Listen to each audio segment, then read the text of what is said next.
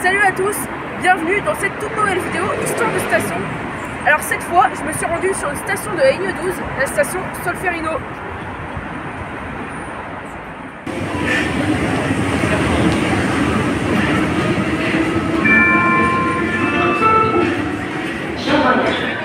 Parlons rapidement de l'histoire de la station Solferino.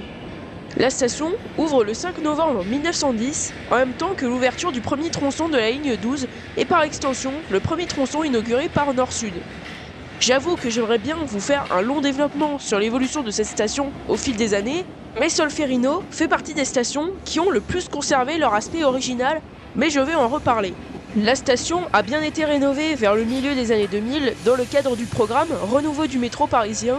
Les éclairages en néon ont été remplacés par un bandeau d'éclairage tube. Petite modification tout de même, en 1986, un grand événement a eu lieu dans le quartier, à savoir l'inauguration du musée d'Orsay.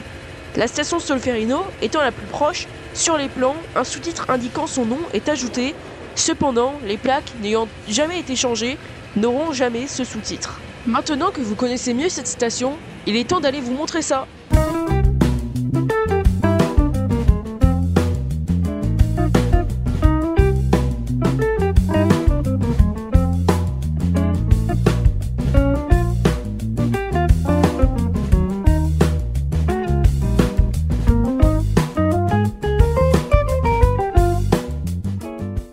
Nous voilà arrivés à Solferino, qui est une station qui, avec Porte de la Chapelle, a le plus conservé son architecture originale nord-sud. En plus, ça a été très bien conservé. Ce qu'on peut notamment remarquer, c'est le style très poussé de la station pour son époque, avec des plaques très grandes et en mosaïque. Ce style était vraiment très novateur, car il faudra attendre les années 20 pour que la CMP adopte également ce style. Le style nord-sud se démarque également par le nom de la station indiqué sur les panneaux publicitaires, mais aussi par le nom de la direction sur la voûte du tunnel. D'ailleurs, j'en profite pour vous donner une petite information sur pourquoi les directions indiquées sont Montmartre et Montparnasse, alors que ceux-ci n'ont jamais été terminus de cette ligne. Tout simplement, le projet original de la ligne A, présenté par Jean-Baptiste Berlier en 1905, reliait la ligne de Montmartre à Montparnasse. Cependant, c'est une loi qui, la même année, ordonnera le prolongement au nord jusqu'à Porte de la Chapelle et au sud jusqu'à la Porte de Versailles. Sur le quai, il y a d'autres éléments notables sinon, comme une affiche en hommage à Henri Dunant, le fondateur de la Croix-Rouge, mais aussi une autre relique intéressante, l'ancienne séparation entre le couloir pour l'entrée et le couloir pour la sortie. Pour ceux qui ne connaissent pas, ces séparations existaient à l'époque où les voyageurs n'attendaient non pas sur le quai, mais dans les escaliers. C'était des portillons automatiques qui permettaient de faire la circulation. Ces portillons automatiques disparaîtront à partir des années 60, quand le temps d'attente a commencé à devenir plus court. Cependant, dans certaines stations, comme dans celle-ci, la séparation a été conservée et est devenue l'accès réservé aux voyageurs munis de billets. Sinon, maintenant, pour vous parler des couloirs, bon, inutile de vous dire qu'ils ont été décorés au style nord-sud, avec des encadrés publicitaires et des frises en céramique spécifiques.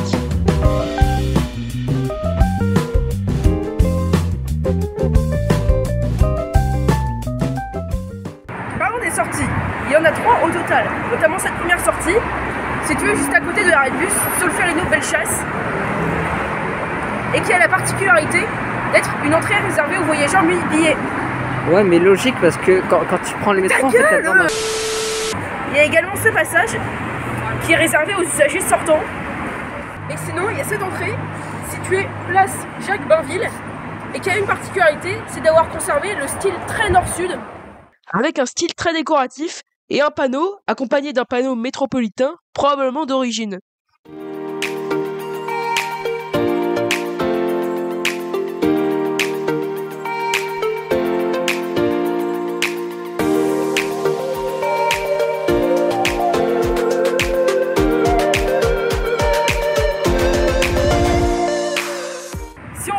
Bâtiments notables aux alentours, celui le plus proche de la station Solferino, c'est le ministère des Armées. En gros, ce ministère date de 1589. À l'époque, celui-ci se nommait le secrétaire d'État à la guerre. Il faudra attendre 1791, à l'aube de la création de la Première République, pour que celui-ci se renomme le ministère de la Guerre. Un siècle plus tard, en 1893, il prend le nom de ministère de la Marine. Au cours des années qui vont suivre, ce ministère prendra des noms divers et variés. Le ministère de l'Air en 1928, le ministère de la Défense nationale en 1946, le ministère des Forces armées un an plus tard, puis à nouveau le ministère de la Défense nationale l'année suivante. C'est la proclamation de la Ve République en 1958 qui fait prendre au ministère son nom actuel, à savoir ministère des Armées. Cependant, ce nom changera en 1969 pour ministère de la Défense nationale. Ce nom revient en 1973 avant de disparaître à nouveau en 1974 pour prendre le nom de ministère de la Défense. Il faudra attendre 2017 pour que ce ministère prenne son nom actuel, encore une fois.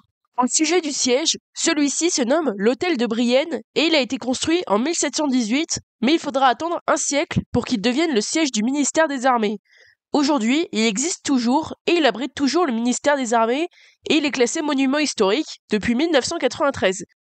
Sinon, ici, il y a la Maison d'Amérique latine. La station Solferino est desservie par au total 8 lignes de bus et 1 ligne de Noctilien que ma magnifique voix off sous-payée va vous énumérer. Il y a le 63, le 68, le 69, le 73, le 83, le 84, le 87 et le 94, plus la ligne de Noctilien numéro 2. Bon bah voilà, c'est fait, sinon j'attends toujours mon augmentation, hein, mais je n'ai pas eu de réponse. Et comme le monteur me demande de faire également la transition, voici quelques plans de bus que j'ai tournés.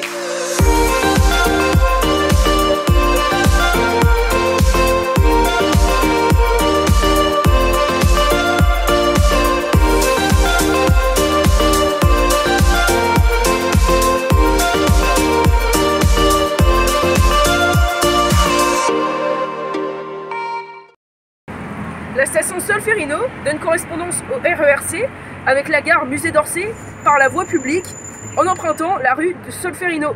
Allez!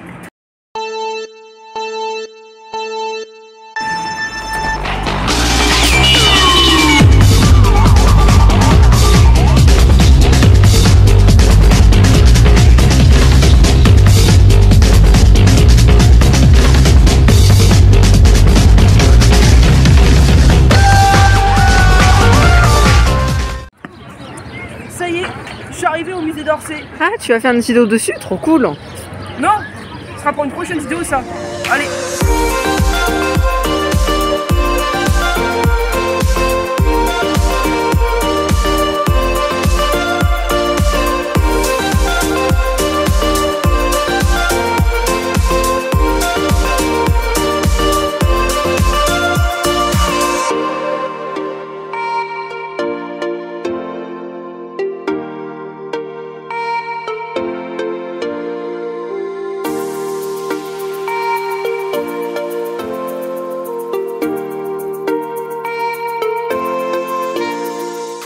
Revenons sur les quais pour parler de la desserte.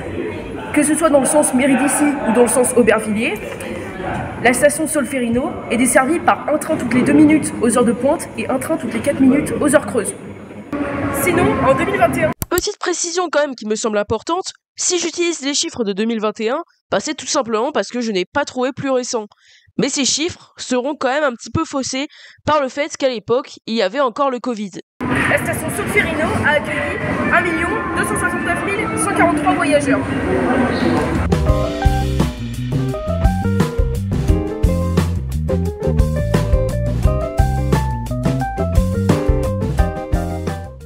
Alors voilà, merci à tous d'avoir suivi cette vidéo. J'espère qu'elle vous aura plu.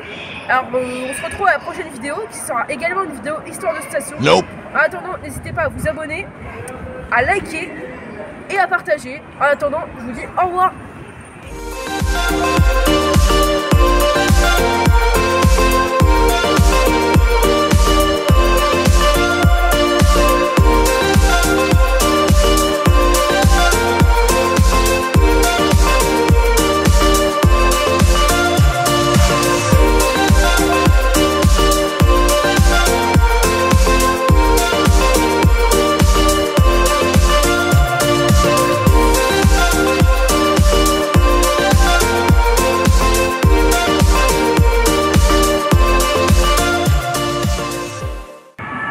Voilà, alors là actuellement il y a... Ta gueule! Je crois que cette vidéo sera le record du nombre de fois où je te dis ta gueule. Aujourd'hui, les métros, en fait, t'as besoin d'un billet. Ta gueule.